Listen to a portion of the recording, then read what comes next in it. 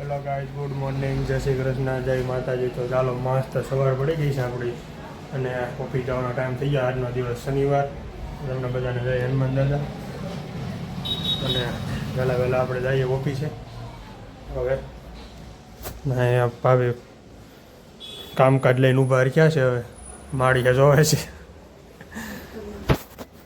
પેલા એટલા છે અમારે કાંઈ માળિયામાં છે ને સેટિંગ આવતું નથી બધું ગોઠવવામાં, એટલે એને વાર લાગશે થોડી, પણ બધું ધીમે રાગે પડતું જ આવે.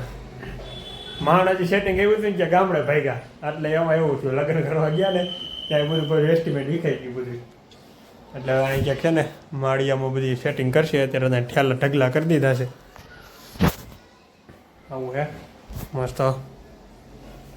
જય ગણપતિ દાદા, માતાજી, કુળદેવી ખોડિયારમાં. હવે આપણે જઈએ ધીમે ઓફિસ બાજુ નીકળી.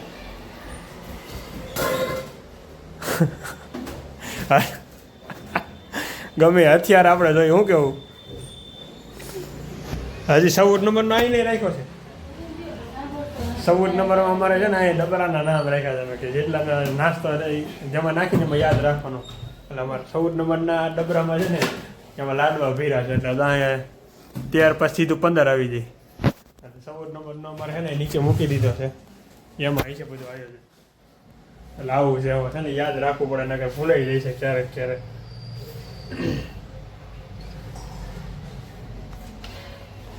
ફિલ્ટરનું પાણી આમાં ગ્રીન બોટલમાં છે કે કેમાં છે? ઓકે. હા નહીં, હવે પછી કાંઈ પેટમાં દુખતું નથી. મને એવું લાગ્યું હતું પણ કેમ દુખ્યું એ કંઈ ખબર નથી. નકર કાંઈ તરત કાંઈ પેટમાં ન દુખે, પણ ખબર નહીં શું થયું હોય મને.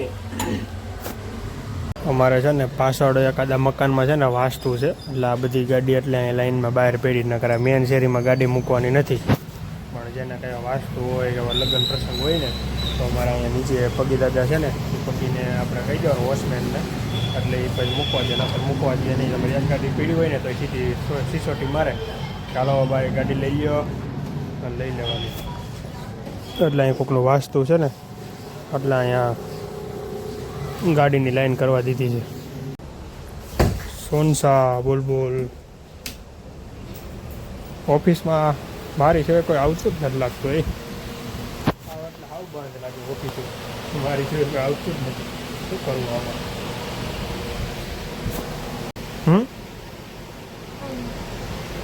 કોણ છે તારા ઘરમાં? દાદા કે દાદી? હે અહીંયા પૈસા દો હાલે.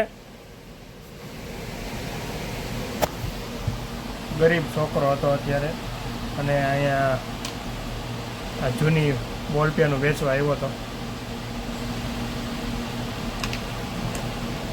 આવડા છોકરાને અત્યારે શબ્દ નથી મારી પાસે બોલવાના. અત્યારે વિચાર કરો તમે, એની રમવાની ઉંમર છે, ખેલવાની ઉંમર છે, ભણવાની ઉંમર છે. એ ઉંમરે એ આવું બધું કામ કરીને એનું ગુજરાન નકાવે છે. અત્યારે બપોરે જમવા આવ્યો ને 40 ડિગ્રી તાપમાન છે. ફૂલ તડકો છે. એમાં અમારી બાજુમાં છે ને હવન હાલે, સ્વાહા કરે છે. એ લોકોને કેટલો તડકો લાગતો હોય છે. જો અહીંયા બધી ગાડીઓ પડી છે. અહીંયા હવન છે ને, એ પાછળની શેરીમાં જ છે અમારે.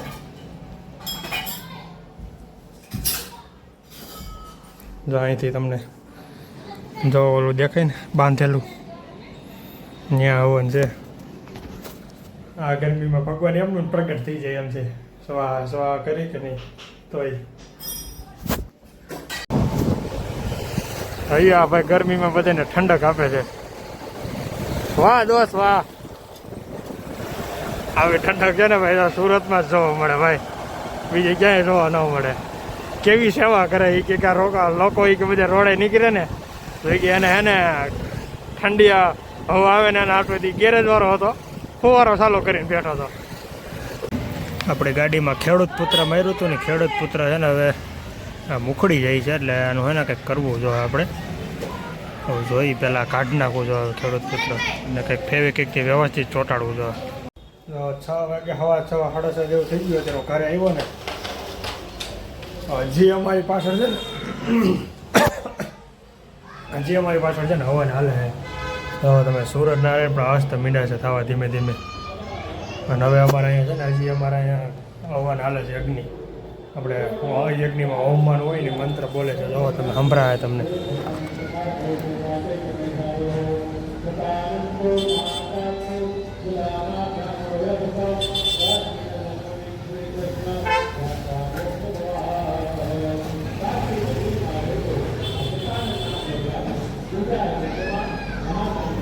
કેમ બાકી આવ્યો ને હવે આવી રીતે એને મારે ચાલુ છે. સવારનો કન્ટિન્યુ ચાલુ છે આ ગરમીમાં હવન. ભાઈ ભગવાન સાક્ષાત આવે ને તો જ હવન થાય, નકર થાય નહીં ભાઈ. એ 100% છે. કારણ કે આવી ગરમીમાં આજે 41 ડિગ્રી તાપમાન હતું આજે. મને ખાસ અને પાકી ખબર છે. અને ભાઈ બહુ ગજબ કહેવાય ભાઈ. અત્યારે ભગવાન ન હોય ને તો આ શક્ય જ નથી. તો મસ્ત સનસેટ થાય છે હવે અત્યારે જોરદાર. તો બધા મહેમાનો આવી ગયા છે જમવા. તો અમારા મકાનથી લાઈન છે તો ઠેઠ જામ ક્યાં સુધી લાઈન છે. બપોરે એટલા બધા નહોતા, અત્યારે સંજયથી વહેલા આવી ગયા. આગળ જમવાનું આવશે ને એટલે જમવાનું સમય અને તારીખ જોવે અને ટાઈમ જોવે. ટાઈમ જોઈને પછી ફૂલ મોજ કરી નાખે એવું છે બધું અહીંયા. તો મહેમાન છૂટા થયા છે, જમવા બાજુ જાય છે મહેમાન ધીમે ધીમે બધાય. તો અત્યારે ફૂલ ગાડીનો ક્રાઉડ અહીંયા એટલી મૂકી દીધી છે. જો કમ્પ્લીટ થઈ ગયા છે મહેમાન. હવે ટૂંક સમયમાં હવે જમવાની તૈયારી હાલશે. તો અમારો બીજે વહેલો આવી ગયો છે જમવા અગાઉ. હમણાં ઓવર ટાઈમ હાલતો ને ઓવર ટાઈમ ખતમ થઈ ગયો હોય. તો આવે ધીમે ધીમે ફોનમાં વાત કરતો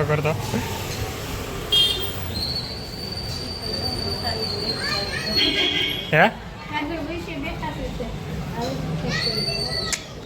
હા વહેલો ભાઈ એવો નકર એટલો બધો વહેલો ન હોય.